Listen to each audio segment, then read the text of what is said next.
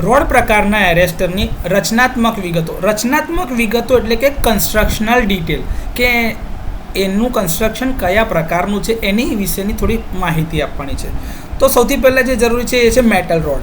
તો આમાં 2 મેટલના રોડ વાપરવામાં આવે છે, એટલે કે સળિયા, જે ઘણીવાર તાંબા અથવા તો એલ્યુમિનિયમમાંથી બનેલા હોય છે.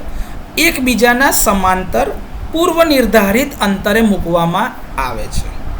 માઉન્ટિંગ સ્ટ્રક્ચર આસપાસના વાતાવરણથી ઇલેક્ટ્રિકલ ઇન્સ્યુલેશન જાળવવા માટે તથા રોડને ઇન્સ્યુલેટિંગ માઉન્ટિંગ ફ્રેમવર્ક દ્વારા ટેકો આપવા માટે માઉન્ટિંગ સ્ટ્રક્ચર બનાવવામાં આવે છે. આ ઘણીવાર પોર્સેલિન અથવા તો પોલિમર સામગ્રીથી બનાવેલા હોય છે. 2 રોડની વચ્ચે એક ચોક્કસ એરગેપ રાખેલી હોય છે. એ ચોક્કસ એરગેપ જે છે એનું ડિસ્ટન્સ પણ એવું રાખવામાં આવે છે જેથી જ્યારે પણ લાઇટનિંગ સ્ટ્રાઇકના લીધે આવા ઓવર વોલ્ટેજના સર્જ થાય તો એ ત્યાં આગળથી ડિસ્ચાર્જ થઈ જાય અને ઇન્સ્યુલેટરની સ્ટ્રિંગને અફેક્ટ ના કરે, એટલે કે એને નુકસાન ના કરે.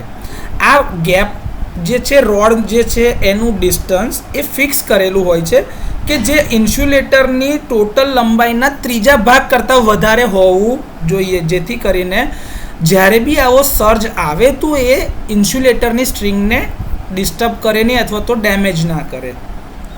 કનેક્ટિંગ હાર્ડવેર, તો કે એરેસ્ટરને તે ઇલેક્ટ્રિકલ સિસ્ટમ સાથે જોડવા માટે કનેક્ટર્સ અને ફિટિંગની જરૂરિયાત રહેલી હોય છે, કારણ કે ઉપરવાળો જે રોડ જે છે એ લાઇન સાથે કનેક્ટેડ છે અને નીચેવાળો રોડ જે છે એ ગ્રાઉન્ડ સાથે કનેક્ટેડ હોય છે.